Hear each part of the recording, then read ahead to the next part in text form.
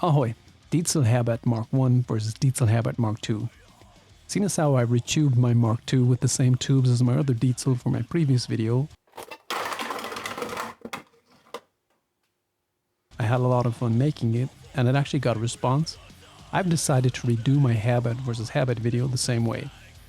I'm going to try and talk less before we get to the tones this time. At the same time, I think it's worthwhile to take a look at the differences between these two amps. According to the wise men and women of the internet, channels 2 and 3 are the same on the Mark II as they are on the Mark I. Peter Diezel gave the Mark II's channel 1, the clean channel, more headroom than it had on the Mark I. No idea what kind of knuckle dragger managed to run out of headroom on the original channel 1, but hey, more is more. Additionally, the Mark II received a connection for Diezel's FS7 foot switch. Yay! The Mark I will only work with the Diezel Columbus or other MIDI foot switches. The Mark II's bias pots and test points were moved inside of the amp. I heard this had to do with some German legal requirement, but I didn't look into that any further. It's not a big deal, but it means you have to pull the chassis if you want to change the bias. For example, after retubing, and this thing is heavy, really heavy. It's so heavy that I had to tape down my smaller amps because they'd randomly start orbiting the Mark II like moons.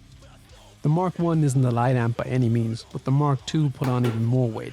Most likely due to the massive new transformers in it. I mean, just look at these things. Other than that, the Mark II has a pointy finger pointing at the return jack of the parallel loop and some other minor cosmetic differences.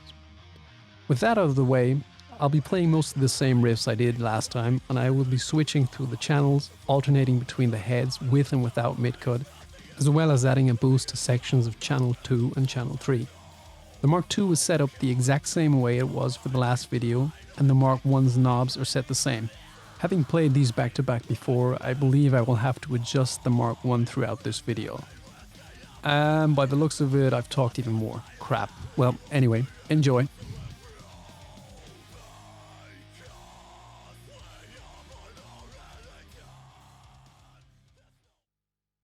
Okay, I feel like I need to adjust my approach here a little bit as things didn't work out quite the way I hoped.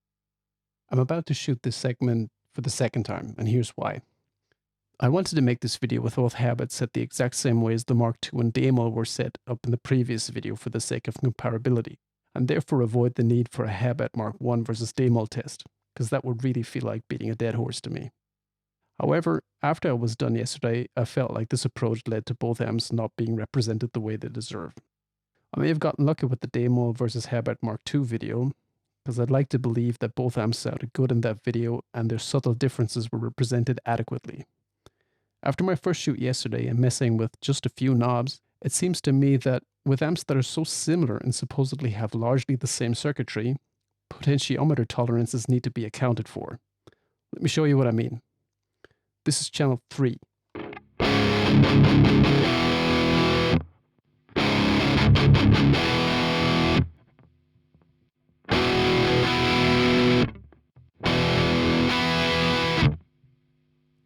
These sound close enough to me, but check out the channel 2s.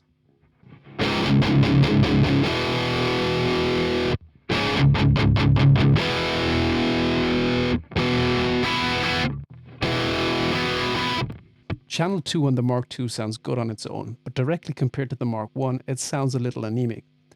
Well, the Mark I has even a little too much saturation for my taste at that point. It's already at the point where it starts to lose some definition.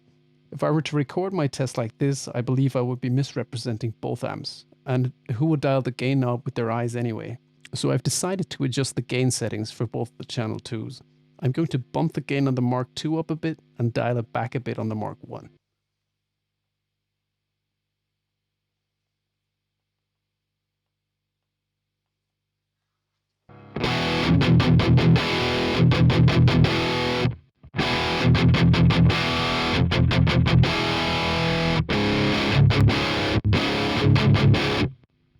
Now this sounds a lot closer to me.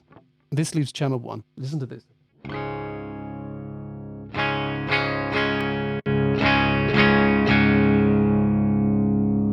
The Mark I is way louder at this setting.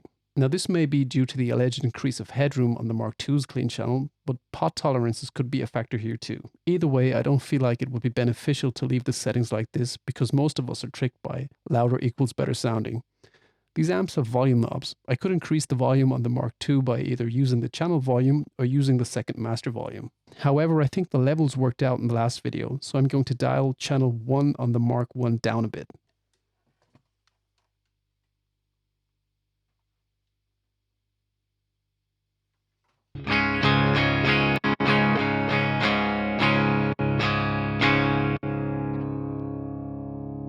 Again, this sounds much closer to me. Sorry for the delay. Here are some tones, finally.